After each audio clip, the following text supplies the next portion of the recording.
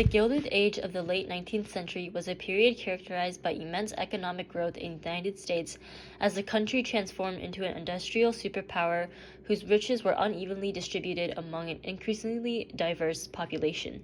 A central component to American industrialization during the Gilded Age was the railroad industry. Despite the government taking a laissez-faire economic approach during this period, it often gave land grants to railroad companies that they could sell to fund their projects. There were 5 transcontinental railroads built before the 20th century. Under the guidance of the Big Four named Leland Stanford, the 2 biggest tracks were built. The Central Pacific Railroad, built west from California, and the Union Pacific Railroad, built from the east. These 2 railroads were connected in a historic moment of Promontory Point, Utah in 1869. The other 3 transcontinental railroads were the Northern Pacific, Southern Pacific, and Atchison, Topeka, and Santa Fe. The Northern Pacific Railroad, built by James J. Hill, was the only one not funded by the federal government. The impact of these transcontinental railroads was quite significant. With railroads spanning the country from east to west, there was a greater sense of national unity and, for the first time, an entirely interconnected economy. It took a lot of labor to build these giant railroads. A majority of the railroad workers were immigrants. It is estimated that there were about 25,000 Chinese and Irish immigrants constructing these rails, with the Irish predominantly serving as the Eastern Railroad workforce and the Chinese serving the West and the Sierra Nevadas. Corruption was a major theme of the Gilded Age. Corruption occurred not only in politics, but also in industry. There were multiple scandals in the railroad industry alone.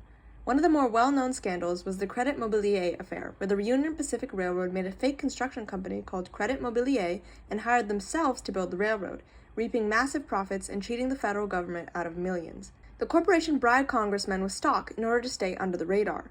Another source of corruption in industry was stock watering. Companies would sell their stocks at a higher price than they were worth and then pocket the profit and abandon investors. A prominent stock watering clansman was Jay Gould.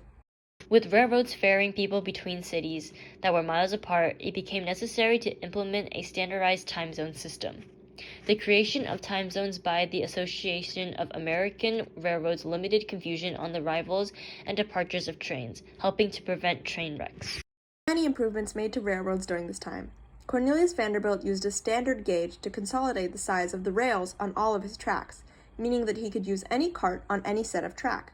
The invention of the Westinghouse air brake and double track, a type of railway that would split to allow multiple cars to pass each other, similarly furthered railroad efficiency. Arguably, the most important innovation was the use of steel for railroad tracks and carts. Steel was much more stronger than iron, allowing rails to be able to hold heavier carts and last longer. With steel becoming an essential part of the railroad industry during the Gilded Age, the steel industry became a booming market. One of the most important figures of this time, Andrew Carnegie, took advantage of the new Bessemer process to mass-produce steel. Carnegie revolutionized the industry by reducing the cost of steel by 80% and making transportation, building, and exporting capital goods much easier. Carnegie utilized a process known as vertical integration, where the entire manufacturing process is done within a single company, allowing corporations to avoid middlemen that detract from their profit. This process allowed Carnegie to run a gigantic enterprise that would eventually become the world's first billion-dollar company when it was bought out by Wall Street banker J.P. Morgan for $400 million. The process of steel production led to an economy that relied on trusts, often resulting in conflict between the old rich and the new rich, and increased public mistrust. Trusts were a way in which corporations merged with rivals to create a monopoly on products, also known as horizontal integration. An example of the use of horizontal integration during the Gilded Age was John D. Rockefeller. Rockefeller bought or allied with various competing oil companies, which would eventually allow him to own 90% of oil production by 1881. In order to regulate these monopolies, the Sherman Antitrust Act was passed in 1890, banning the use of monopolization. However, a lawyer of a railroad monopoly was appointed as the head of the committee. Because of this, the only time it exercised authority was not against corporations, but against labor unions. The rise of industry meant a need for labor. The labor force was characterized by low pay, long hours, and awful working conditions. In order to combat these issues, labor unions were made. One such union was the National Labor Union, founded in 1866, which advocated for arbitration and an 8-hour workday. This union included both skilled and unskilled workers. However, it largely excluded minorities, such as Chinese, African American, and female workers. In response, some groups created their own unions, such as the Colored National Labor Union, made for black workers. The Union's main method of protest was strikes. For example, the railroad strike of 1877. After a wage cut on the Baltimore and Ohio Railroad, railroad workers went on strike, stopping trains on numerous tracks from moving until their wages were restored. Over the course of 2 months, around 500,000 workers of all industries joined in the movement.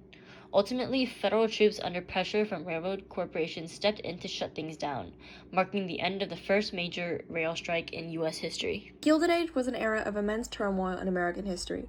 The country rapidly underwent massive social and economic changes as it transitioned into one of the world's first global industrial powerhouses.